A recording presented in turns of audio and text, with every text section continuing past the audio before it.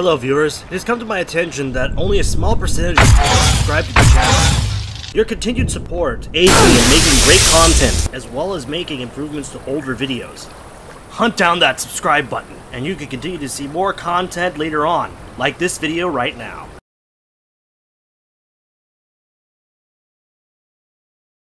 A single day.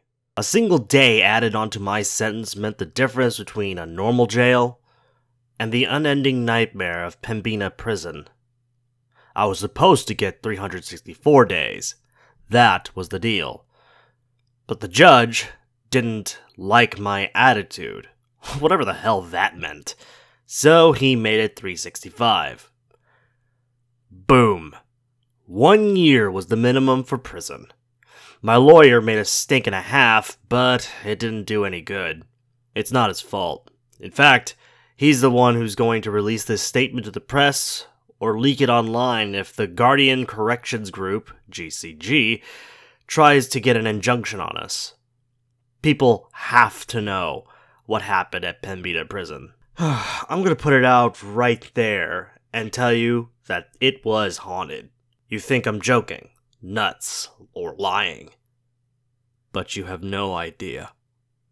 Haunted prisons aren't anything like you imagine. Those places that advertise themselves and give people tours are sick jokes compared to the real thing. It got so bad that you can actually look up GCG's official filings for Chapter 11. That shit put them out of business on their very first prison. And right there on the briefs, using an early statute of North Dakota law from 1857 to file an insurance claim, it says, "Site of Pembina Prison confirmed by Governor's Office and 2 notary publics, witnessing in person to be afflicted by the supernatural such that continued business is impossible." It wasn't the first time the prison was closed for that reason, either. But leeches kept buying it and reopening it, hoping to make a buck off the common man. And I was shoved into that hellhole without knowing the history even a single bit. Don't get me wrong, the building itself wasn't so bad, especially for something straight out of 1853. It was a big stone cube that was squat, heavy, and cramped, but way less sealed off than modern prisons. We could see a lot of cells around us. There was only one main hallway per floor, and we were close enough to pass things between the bars and have some real human interaction. It could have been worse. There were 5 floors, and capacity for 500 prisoners. When I first got there, I had a bunch of cellmates, and I heard there were 2,000 guys locked up, and I believed it. But that soon changed. I didn't talk to anyone for the first 3 weeks. I'd never been to real prison before, and I was messed up over it. The whole prison seemed full of feral men. The bottom floor would start screaming and hollering and panicking in the middle of the night all at once. We were on the top floor, but we could hear the screams echoing through that open, old layout, like they were right with us. I just thought the prisoners on the bottom floor were all nuts until the guards weren't there to wake us up the first day of my 4th week. When I woke up in my corner without some asshole guard banging on the bars of our cell, I finally had to talk. I asked one of my cellmates, Dante, what was going on. I'll never forget the fear in his voice as he said something that should have made us all incredibly happy. "The guards are all gone, man." The prisoners were talking quietly between the cells and loudly between the floors through various whispers and shouts. But the most we could figure out was that something on the first floor had made them all quit in protest. Sure, must have been the crazies screaming like that during the night, right? Except, none of us could get any word from the bottom floor. It was dead silent down there. The guys on the second called out for hours. Someone was down there, they said, because they could hear shuffling footsteps walking around at random every so often. But whoever it was never said a single word. That was the first time Dante mentioned the crazy stories on the first floor. He muttered that he hoped none of that was true, but when I asked about it, he just shook his head. Nothing, man. None of it ever made sense. We were a little worried as the day wore on, and nobody came to let us out for breakfast. Then nobody came to let us out for lunch. The time we usually got to spend outside in the yard came and went, and people began getting restless. In the cell to our left, Dante's friend Will began telling guys to pass the word that we should all calm down and start sharing any food that we had hauled away. I remember asking Dante, "Is it really that bad?" "They've denied meals and yard time for a day or two," he told me. But the other guys in our cell didn't look convinced. One of them said, "But not like this. They made damn sure we knew what we did. They never just up and left."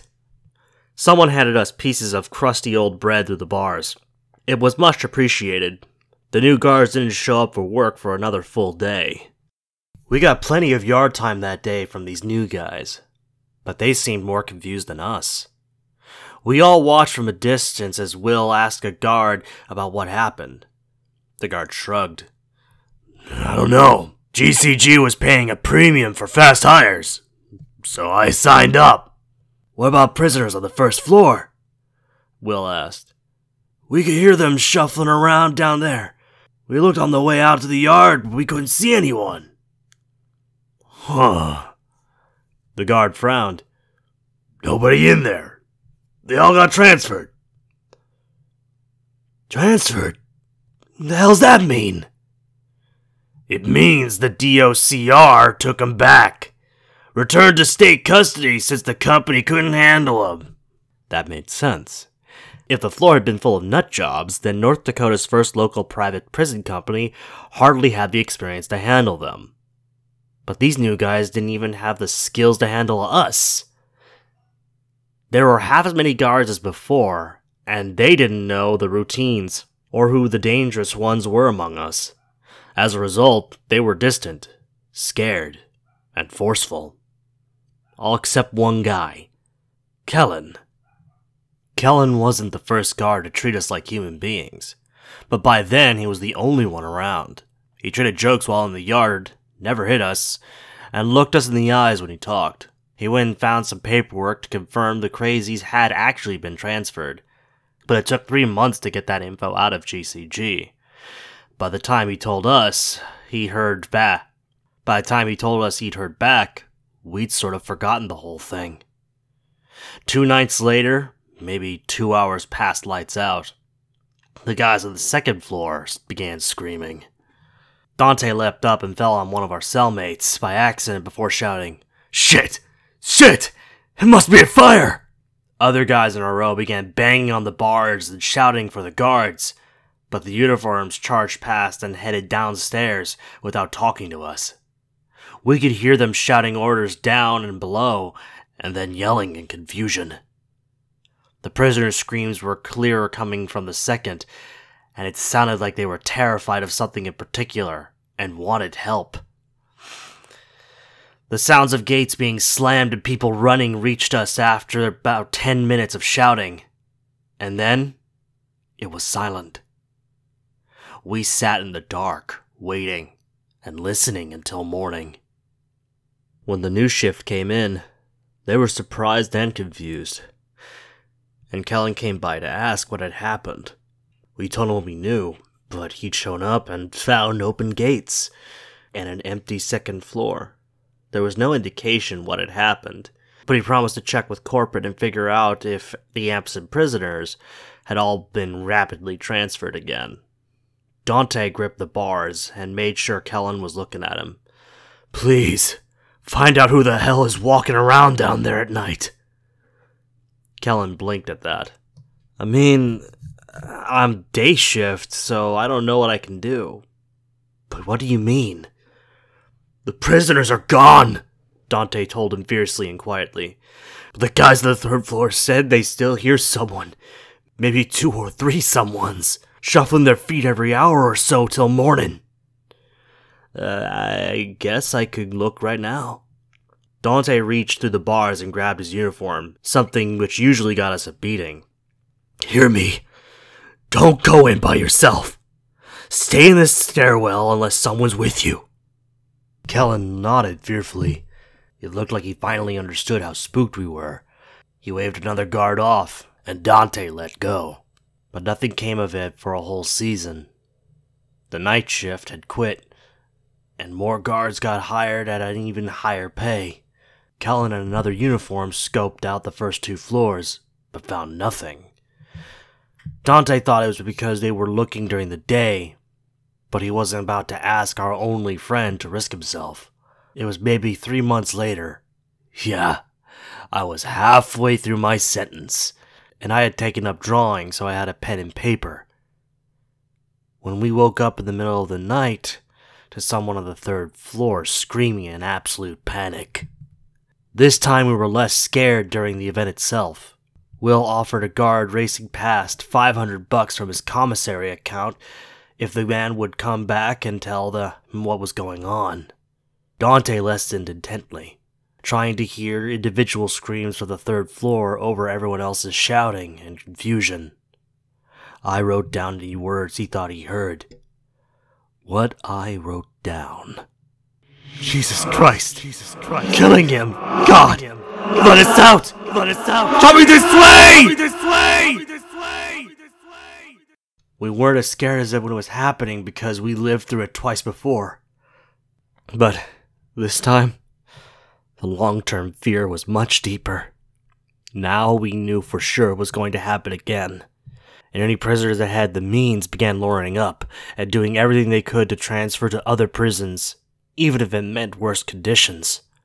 The problem was, the North Dakota prison system was already overflowing, which was the whole reason GCG got started in the first place. So every guy that got out meant it was much harder for the rest of us. Both of our cellmates transferred, giving us more space, so that was nice. But that was small consolation. Apparently, word had started to spread on the outside. And GCG's solution? Instead of paying the guards even more, was to stop having a night shift at all, except for just one poor guy. Kellen was a bit miffed he hadn't gotten a raise out of the whole thing. But he was starting to believe us that something was going on. By then, he'd been around a while, and he knew we weren't bullshitters. And too many other prisoners had told him they heard someone walking around the 1st, 2nd, and 3rd floors at random during the night. It was just a few steps, sometimes as many as 20, but it only happened every so often, and only once it had been long enough that you thought it stopped for good. One guy on the 4th floor said he heard a full run from one end of the 3rd floor hallway to the other. Clear enough that he expected a guard to come charging up the stairwell, but nobody had appeared. He slit his wrists and got transferred out on medical leave the next day, so we took him serious. All that was enough to get Kellen to start doing some research on the outside. He came to us in the 7th month of my sentence with a pale face. Beside us at the bars, Will asked, "What's the word?" Kellen seemed grim. "Lot of bullshit out there. But this place is mentioned a lot. It's been closed before. But I keep getting stonewalled when I ask for the historical documents. Thing is, I don't think the prison itself is the problem. Get this." He pulled out a notepad for reference. 2 Canadian priests, Fathers Norbert Provencher and Xavier Dumoulin, visited Pembina in 1818, before it was even an official township. That was back when the Hudson's Bay Company was big around these parts. That's how long ago it was. Pembina was the biggest town in North Dakota then, so the trading post was full. So the priest chose to sleep outside by where the Pembina River meets the Red River. The folktale has it that a vision of a rotting woman came in the night and stole Provencher's life. The 2 men bartered with her to split the remaining life between them, co-signing both to live only 35 more years instead of the 70 Xavier had left. Xavier got an extra month and 20 days as a gift from his friend's sacrifice. He paused, as if we might guess the obvious outcome. They both died 35 days later. I knew Pembina Prison had a horrible problem, but that didn't mean I had to believe everything. Let me guess. A month and 20 days apart.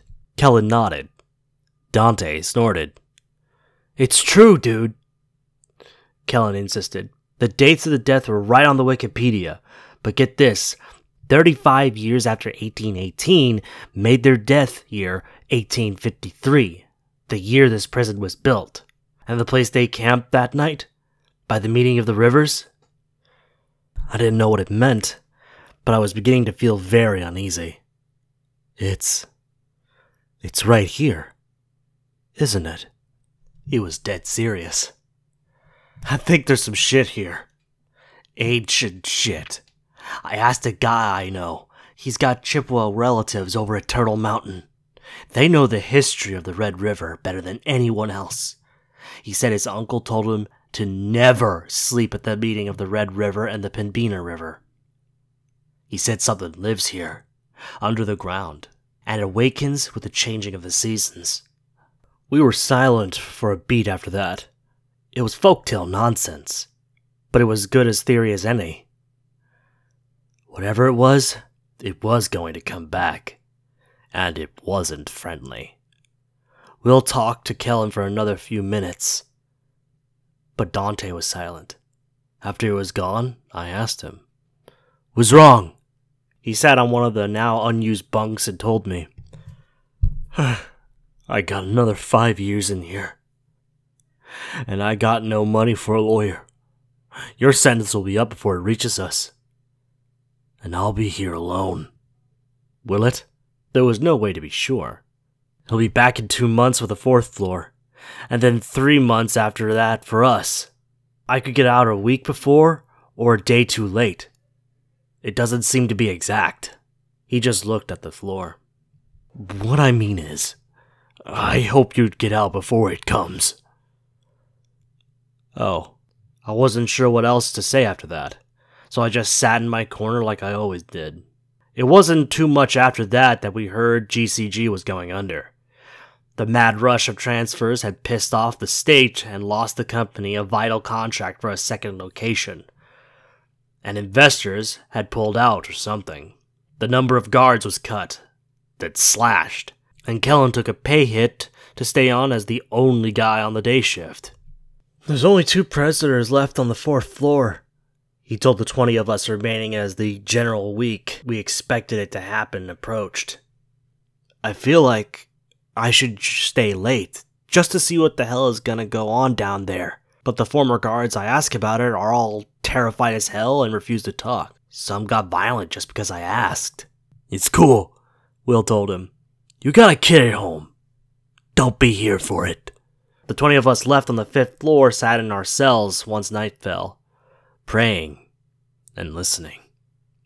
On Monday night, nothing happened. The 2 guys below occasionally shouted up to us that everything was clear. On Tuesday night, nothing happened. The strain was growing, though. We could sometimes hear them breathing rapidly down there. I can only imagine the adrenaline rushing through them every minute till dawn. On Wednesday night, nothing happened. Yet something had changed in the air. The prison was much quieter now that 2,000 men had become 22.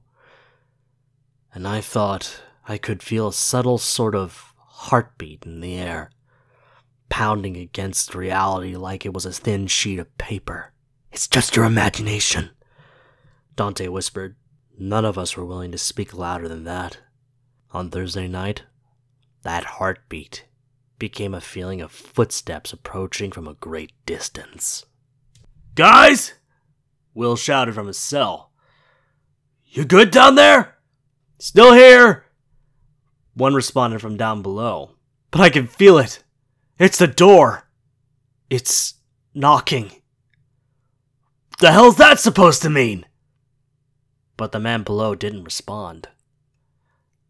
Friday night, that was the night it would happen. All day the 2 guys on 4th pulled and clanged on their bars, begging to be let out. Kellen was torn. After 2 hours of listening to that pleading, he came up with an idea, and transferred both of them up to our floor. If nobody's on 4, he said happily, then we'll all be safe, right? Out loud, we all agreed. But we were kidding ourselves. When the night guard showed up, he freaked and took the 2 men back down. He said out loud, what were we all thinking? If nobody's on 4, then he'll just come right up to 5 and get us all. The hell was Kellen thinking? We had to listen to hours of sobbing that evening. It was the hardest trial of my life. I wanted to call out to the night guard. I wanted to ask him to get those men out of there. But if I did, I knew whatever was coming would find all of us instead. The moment it happened was like a cold hand on my shoulder. What's going on down there? Dante shouted. The man who was not sobbing called back, It's changing! Will demanded, What's happening? Tell us! It's red! Red? It's red! What's red? Will yelled insistently. God damn it, what's red? We stared down the hallway at the night guard, who stood listening with fear. The screaming began a few seconds later, this time only 1 floor above. We could clearly hear their every word. The sobbing prisoner shrieked, There! It's there! The man who'd been communicating with us began incoherently raging with fear over his bars. Then, strangely, he stopped. The 20 of us clung to our bars, unable to help, unable to flee. Many of us cried, but we were otherwise silent, for to yell would be to drown the last words of the men below. But they were eerily quiet for nearly 2 hours. We waited in strained silence as random footsteps traversed the 4th floor every so often. What was happening? For the first time, the victims of whatever was going on down below had chosen to be quiet instead of yelling for help. Why would that make things different? At long last, the sobbing man broke the silence. Oh my God. It's coming our way! Shut up! He'll see you! Distract it! Hit your bars! The sound of clanging echoed up the stairwell. The sobbing man said with terror, It knows! Oh God, it knows! It knows! Jesus Christ, do something! We were no longer silent. We echoed that sentiment, loudly and repeatedly to the guard. Do something! He just stood there, literally quaking in his boots. Will screamed at him, Snap out of it! The other guards and prisoners got away! You can too! Whatever it is, it won't follow you if you let them out and leave! I shouted, You're gonna die down there! Dante threw his shoe. The impact finally snapped the man out of his terror. The guard ran to the stairwell and descended. The first thing we heard him say was a taken aback, Mary, Mother of Christ. The sobbing man again. Over here! For God's sake, let us out! The other prisoner wasn't talking for some reason. We could hear his gasping terror, but that too went quiet. Then we heard a buzzer, and all the gates on floor slammed loudly open. The sounds of panting, running, and someone dragging something followed. The prison went silent. And just like that, we were alone again. The formerly crowded prison now felt terrifyingly large and empty, with only 20 of us and no guards. That night, the unmistakable sounds of footsteps echoed from down below. I counted the time as best I could. 40 minutes. Then someone took 3 steps out of a cell and into the hallway. An hour and 6 minutes. Someone ran 10 steps along the hallway and stopped abruptly. 28 minutes. The footsteps approached the stairwell, but then turned into a cell and went silent. Thing was, whoever it was sounded barefoot, and the starting and stopping locations did not match. Where they ended was often nowhere near where they began again later. By the time dawn came, we were scared into motionless, terrified silence. And it took Kellen's arrival for us to begin stirring again. With GCG in bankruptcy court, we no longer had a night guard at all. If it came for us, there would be nobody to let us out of our cells like everyone else. We hardly talked. we hardly ate. Each day was a grain of sand falling through an hourglass, marking our executions. Our fellows began confessing to crimes they hadn't even committed just to get transferred to Supermax out of state. The only option left. Well, that and other attempts. One by one, Kellen escorted or dragged guys out of our floor. 20 became 15, then 10. Then it was just me and Dante, with Will still in the cell to our left. The three of us and Kellen, 4 men, waiting for doom. We sat playing cards in the weeks leading up to it. It would be 1 full year for me in that place, but I could swear I'd spent a lifetime in that cell. I couldn't think. Couldn't remember life before. Couldn't imagine surviving after. Every day I prayed for a transfer to come in, but North Dakota had gotten sick of our shit, and the judges stopped hearing cases from Pembina Prison. They didn't know there were only 3 of us left. Nobody knew. We contacted the media, phoned the governor's office. We made a ruckus! That was worse than nobody knowing. It turned out, nobody cared. There was nobody higher up at GCG following the situation, and Kellen couldn't get anybody on the phone. Payroll, meaning just his paycheck, was being handed by a third-party disbursement company that couldn't answer questions about ongoing proceedings. The week approached. On Monday night, nothing happened. We were like statues in our cell, alone, waiting for a sign of the executioner's approach. When dawn came, we sighed and began moving again. Dante asked, "You get out Friday?" I nodded. If things went like before, I would be released the day of. As long as I left before sundown, I would be alright. On Tuesday night, nothing happened. 2 for 2. Just one more day. I sat through the darkness until... No. The feeling of the prison had changed around us.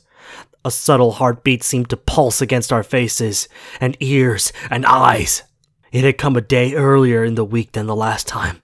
That morning, Will patted my arm as we both leaned out of the bars. "Sorry, man." Dante just shook his head angrily. I wasn't going to get out in time.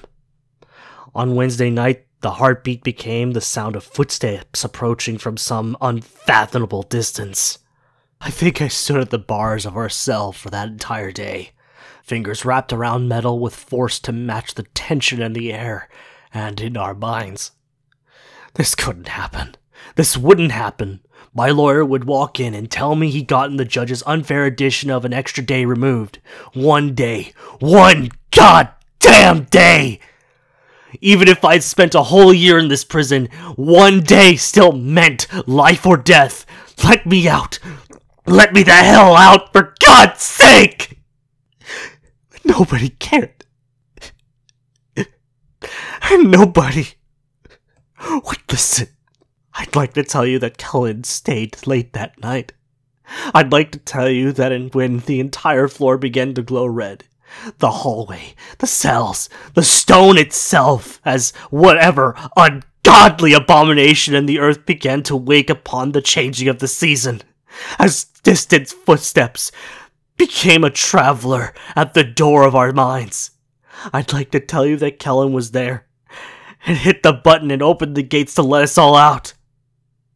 I'd like to tell you that I didn't see anything, and that I'm not a permanently broken man. I didn't claw at the walls of my cell as it approached slowly, moving a few steps every 20 to 70 minutes. I'd like to tell you that all of us were able to run away and escape that horror upon reality, with its rotting hands and blind eyes radiating crimson light as it searched for us at random.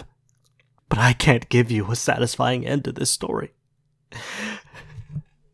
The disbursement company fired Kellen and changed the locks on the property. According to their paperwork, all the prisoners have been moved, and they thought he'd been getting paid for guarding an empty prison. They left us in there for 11 days before the error was found, which meant 11 nights with that thing. For 11 days we starved. For 11 nights we sat absolutely still, not daring to move or breathe or even look left or right. It knew where we were generally. It stood right outside our cells for hours, and sometimes walked right through the bars and grasped at the beds around us, daring us to make the slightest motion. When you've spent 6 hours staring into the blind, crimson eyes of a rotting demon, unable to blink your eyes for fear that it would hear the air your lashes move, when you've seen what it's seen, the worlds it has walked, reflected in hellish red, you'll understand. Nobody cares. I'd like to tell you that Callan actually existed. I'd like to tell you we had a friend among the guards, and that it wasn't all bad. I'd like to tell you I wasn't traumatized by that hell I went through, being left to rot and left to die as nothing more than another number on some corporation's books. But no one cares. I'm trapped here, just like you.